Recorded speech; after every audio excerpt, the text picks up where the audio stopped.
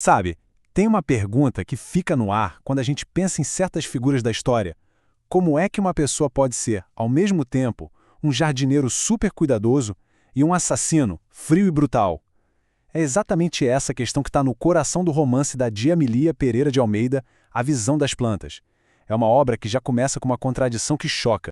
O personagem principal é o Capitão Celestino. E ele é um homem de duas caras, literalmente. De um lado a gente tem um criminoso, um cara que lucrou com a violência histórica da escravidão. E do outro, um aposentado tranquilo que passa os dias cuidando das suas flores. Como é que essas duas identidades podem existir na mesma pessoa? Então, a grande pergunta que o livro joga pra gente é essa. Será que alguém que fez coisas terríveis, monstruosas, pode simplesmente viver o resto da vida em paz? E o mais curioso é como a autora, a Djamila, chegou nessa questão. A ideia veio de um personagem de um outro livro, o que nos leva a um conceito bem interessante, chamado intertextualidade.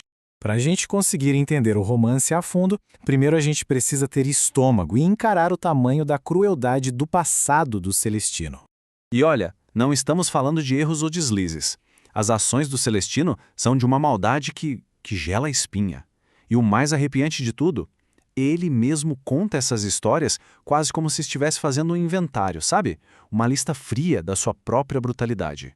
E aqui está um ponto que eu acho fascinante sobre a criação do livro. O romance inteiro é, na verdade, uma resposta a uma provocação que veio de outro texto. A Djamila leu sobre esse personagem, um traficante de escravos vivendo em paz, e ficou incomodada. Ela não aceitou essa ideia de uma consciência tranquila.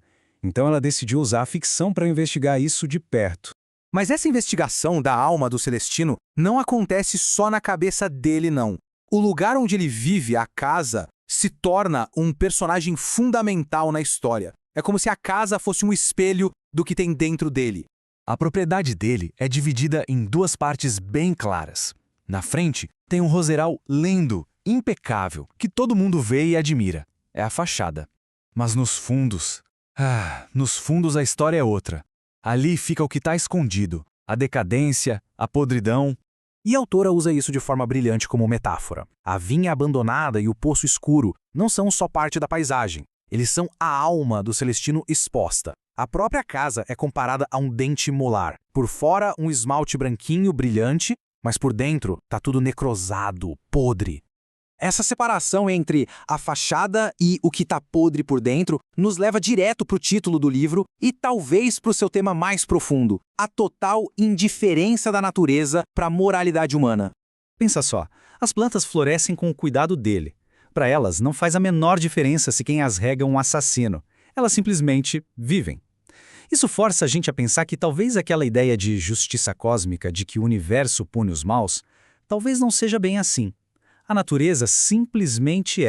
A coisa vai tão longe que o Celestino parece substituir o que ele teria de humano por essa conexão com a natureza que não julga. A própria narração diz que no lugar do coração ele tinha uma planta crescendo dentro dele. É uma imagem muito poderosa.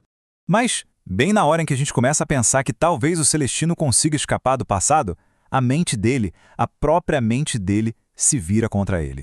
Ele começa a ser atormentado por visões. As vítimas dele voltam como fantasmas, que a memória simplesmente não apaga. E essas visões se tornam as únicas companhias dele na solidão da velhice. E aí a gente vê um declínio que acontece em paralelo, e isso é assustador. Conforme o corpo e a mente dele vão se deteriorando com a idade, o mundo dele do lado de fora, o jardim, também começa a morrer. E enquanto tudo desmorona, as assombrações internas, as visões, ficam cada vez mais fortes. Tudo isso vai se amarrando para chegar na conclusão mais perturbadora do livro, uma conclusão que questiona a nossa noção de justiça e o peso do silêncio da história. A autora usa a ironia de um jeito muito afiado. Para começar, o nome do personagem, Celestino, vem de celestial, do céu. Como pode alguém que cometeu tantas atrocidades na Terra ter um nome que remete ao céu? Isso já bagunça nossas ideias sobre bem e mal. E a ironia final é talvez a mais forte. O homem de Deus da história, o padre, não consegue fazer nada crescer. As plantas morrem nas mãos dele. Já o homem violento, o assassino, ele tem o dom de cultivar a vida. Isso vira de cabeça para baixo qualquer expectativa que a gente tenha. No fim das contas, a história não é só sobre o Celestino. É sobre um silêncio histórico, sobre como crimes gigantescos, como a violência colonial, muitas vezes ficaram impunes, foram normalizados, como se a vida de algumas pessoas simplesmente não importassem.